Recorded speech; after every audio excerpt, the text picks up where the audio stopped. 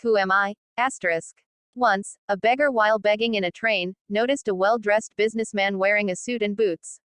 He thought that this man must be very rich, so he will surely give good money if I ask him. So he went and asked that man for alms.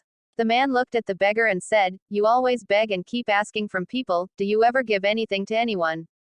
The beggar said, "Sir, I am a beggar, I can only keep asking people for money. How will I be able to give anything to anyone?" The man replied, "When you can't give anything to anyone, then you don't have any right to ask as well. I am a businessman and believe in transactions only. If you have something to give me, then I can also give you something in return."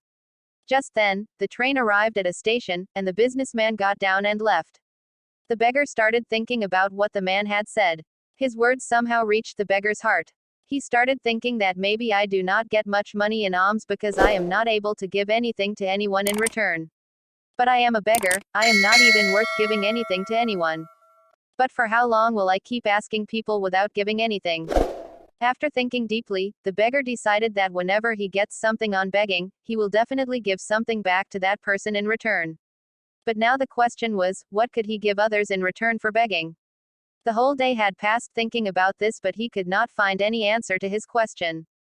The next day, while he was sitting near the station, his eyes fell on some flowers blooming on the plants around the station.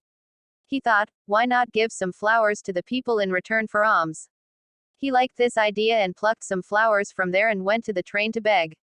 Whenever someone gave alms to him, he would give some flowers to them in return. People used to keep those flowers happily with them. Now the beggar used to pluck flowers every day and distribute those flowers among the people in return for the alms. Within a few days he realized that now a lot of people have started giving him alms. He used to pluck all the flowers near the station.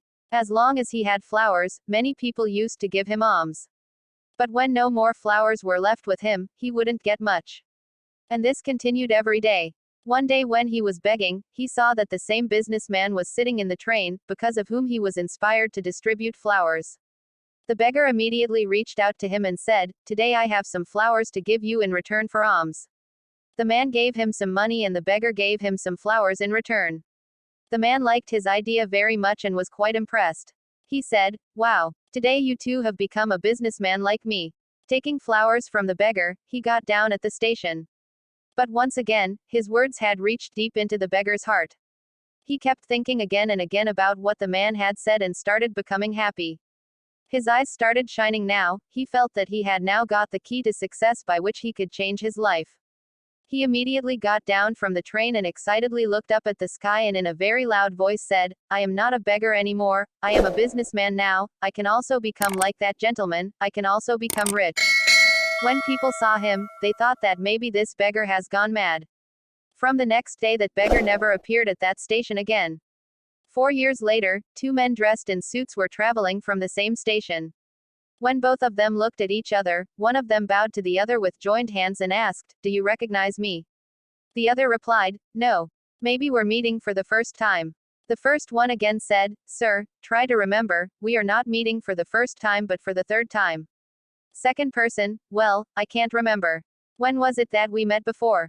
Now the first person smiled and said, "We have met twice in the same train before.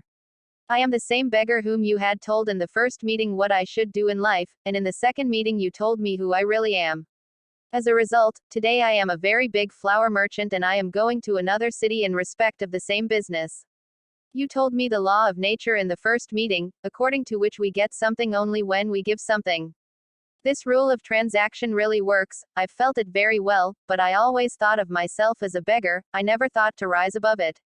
When I met you for the second time, you told me that I have become a businessman. Thanks to you, from that day onwards, my perspective changed and now I have become a businessman, I'm not a beggar anymore."